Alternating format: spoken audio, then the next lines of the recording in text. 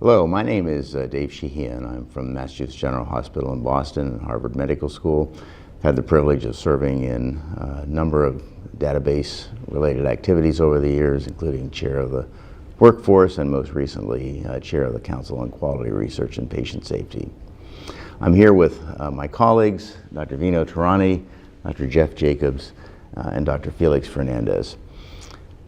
If I were to ask people viewing this program today to tell me your impressions, tell me what comes to mind when we say STS database, I could predict a couple of responses. One would be, well, it certainly has a lot of data. It takes a lot of time for us to enter the data.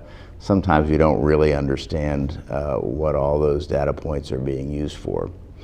The other thing that would probably be mentioned is, well, we're interested in it because it's what's used to generate star ratings. For those of us that have actually been deeply involved in the database for years, I think we realize it's so much more than that, and I don't think we've done a very good job of communicating all the various values that that derive from the database, and that's what we'd like to talk with you about this morning.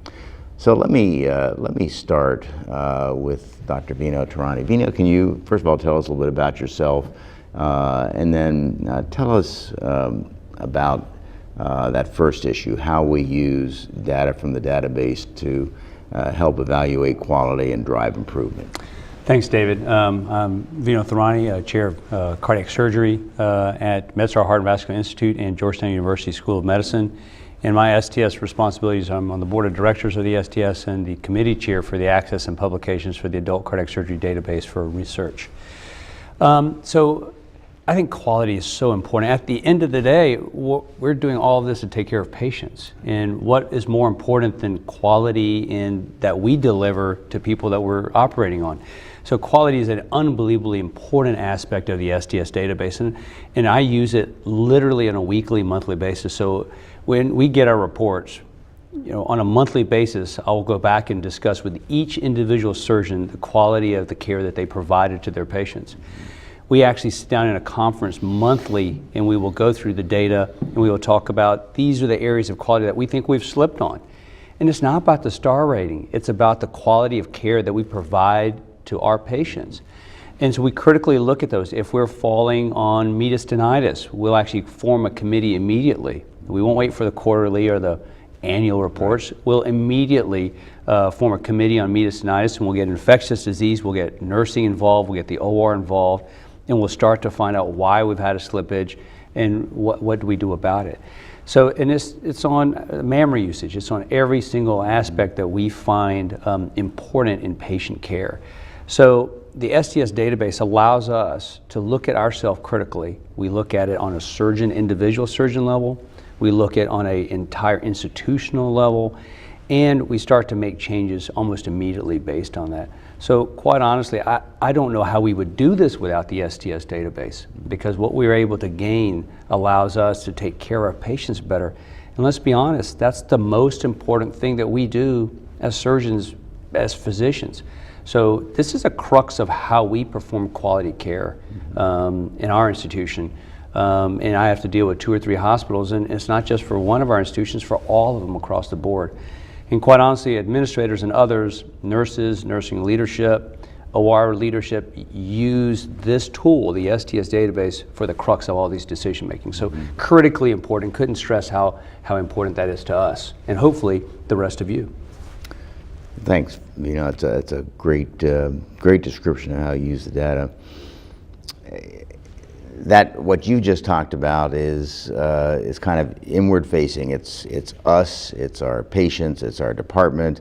Jeff, do the uses of the database go beyond those? I mean, those are the central core features. Those are the things which we're most focused on. But are there uses that go beyond? Are there outward-facing uses or advocacy purposes that our data are used for?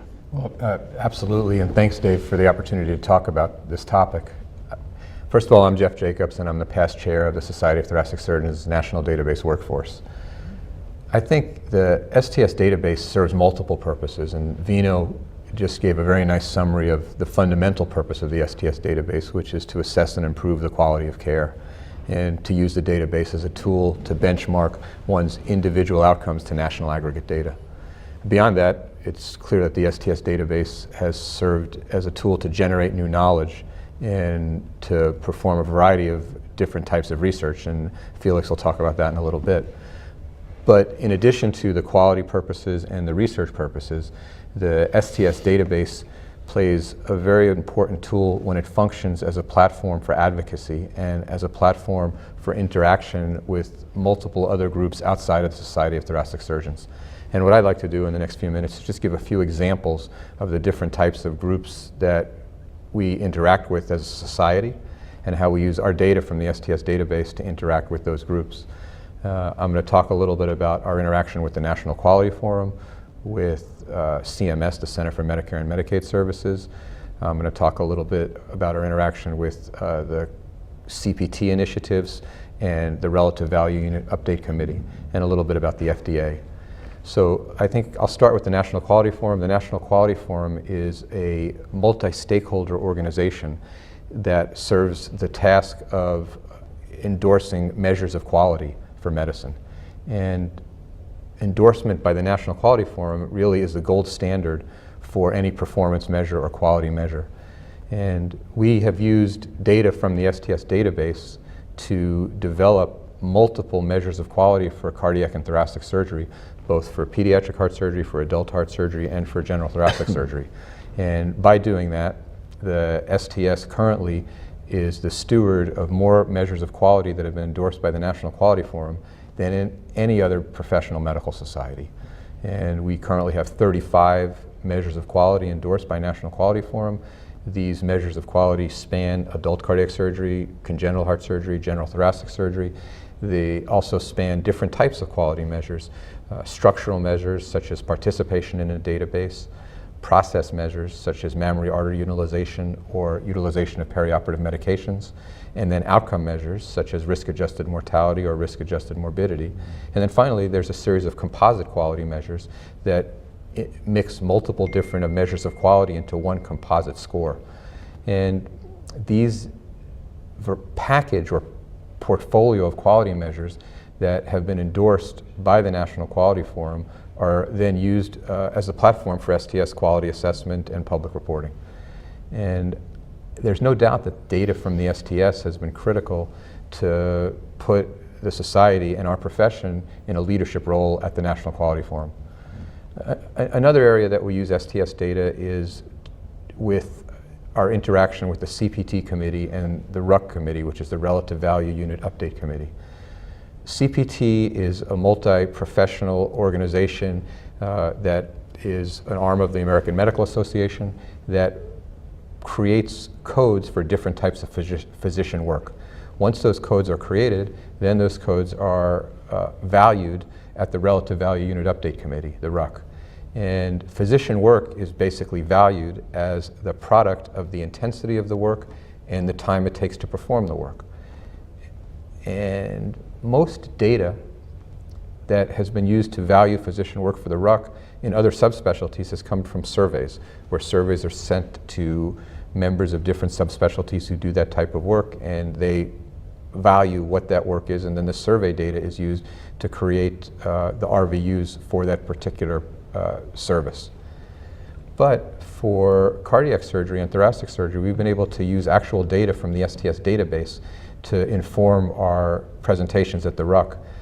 And when we think that work is valued by the product of intensity and time, clearly the STS database is a tremendous source of information about the amount of time it takes to perform different procedures. But beyond that, data from the STS database serves as a platform to decide which types of procedures should be coded, which types of procedures should obtain CPT codes, how often those procedures are performed, and which procedures should be taken to the RUC. Another area that we've used data from the STS database is with our interactions with the Food and Drug Administration, the FDA. Mm-hmm. And at the FDA, data from the STS has been used for multiple different projects. A great example is longitudinal device surveillance. And that can range for ventricular assist devices to implantable valves. And over the course of time, we've been able to increase our interaction with FDA and take data from the STS, link it with data from Medicare or data from national death indexes, do longitudinal follow-up, and provide platforms for longitudinal follow-up. And I think it's certain that this type of use of STS data is going to increase even more over time. I think I'll finish just with a couple of examples. The Intermax database and the TVT database are both databases that are used to obtain data for assessing quality, for generating new knowledge in the form of research, but also for some very important interactions with the federal government when it comes to not only valuing work, but also creating generalized funding decisions related to ventricular assist devices, related to transcatheter aortic valves, and even to MitraClip. So what I've tried industry is interested in Right. these data as Yeah, well. and I guess that's another very good interaction that we have. There's multiple projects that we've had with a variety of device companies and medication companies that where industry has had an interest in STS data. They've taken data from the STS database and used that to aid in product development or product analysis. Excellent. Great. Well, that's a great summary of the wide range of activities that we use these data for. And Felix, some of the elements in the STS database are not essential for measuring quality or assigning a star rating. We use them for clinical research. Is that important? Is that important to every member of the database, or only to a select few that are actually doing research?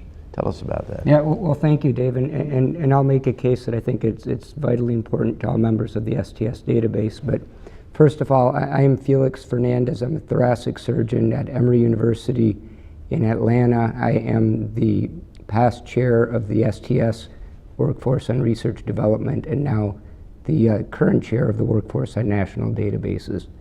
So I do think that some view the STS database as a vehicle for research for those surgeons and members who are more academically inclined. I think many may not be aware of the vast opportunities for research for all members in the STS database, particularly in the past few years with the creation of the Participant User File, or PUF program. And what this has allowed is a democratization of STS data for research amongst all members. A PUF file is a de-identified STS data file that is specified to answer a research question, and an STS member can submit an application and, for a small fee, obtain de-identified data to perform research at their own institution. So this is available to all members, in addition to the programs that exist for members to submit applications to STS to perform STS-funded research.